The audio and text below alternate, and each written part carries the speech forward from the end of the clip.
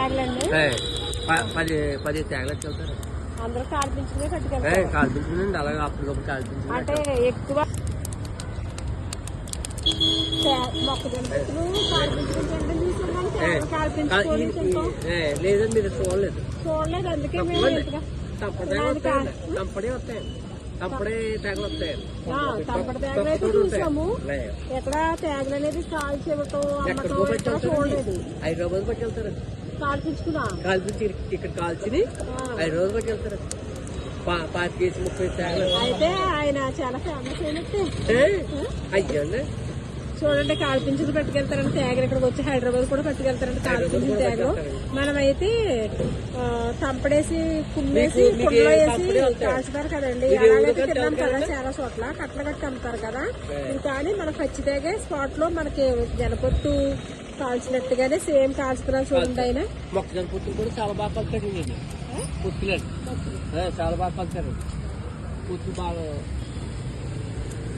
ఇది ఊరుగా తెలదండి. మీకు వేసి సంప్రదాయాలు ఉంటాయి. ఇవైతే సంక్రాంతి సందర్భంగా ఇక్కడ విశాల మార్ట్ పెట్టారు రాజుల్లోను. చూడటానికి వచ్చామండి. ఇక్కడ బట్టలు అవి తీసుకోవడానికి వచ్చాము.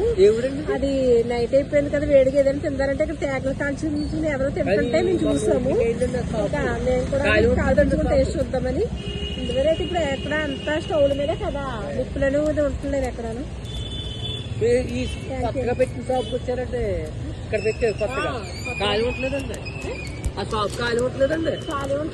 బట్టలు అవి ఫేమస్ బాగున్నాయి. ఖాళీ ఉంటలేదు. 10 రోజులు అయిందండి ఓపెన్ చేశారు. చాలా అన్ని రకాలు ఉంటాయి. అన్ని ఐటమ్స్ ఉన్నాయి. మొత్తం 3 స్టేర్లు అండి. 3 5 ఫ్లోర్లు కూడా ఉన్నాయండి. చాలా బాగుంటాయి. చాలా బాగున్నాయి. మీరు ఎక్కడి నుంచి దూరానికి కూడా వస్తున్నారు. ఏ ఊరండి ఇది? ఇక్కడ మన సైడే. మీకు లక్కవరం కూడా బోల్ తేగ వస్తుందండి.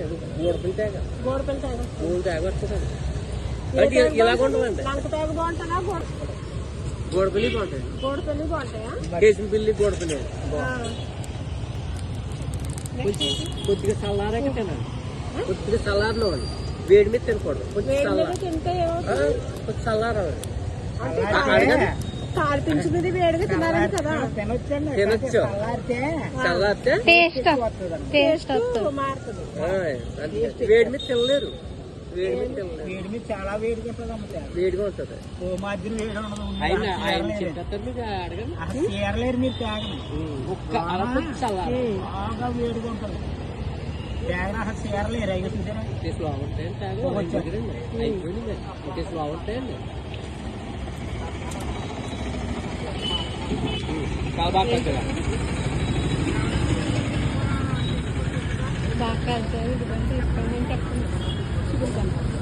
చేపలు కొడతాను.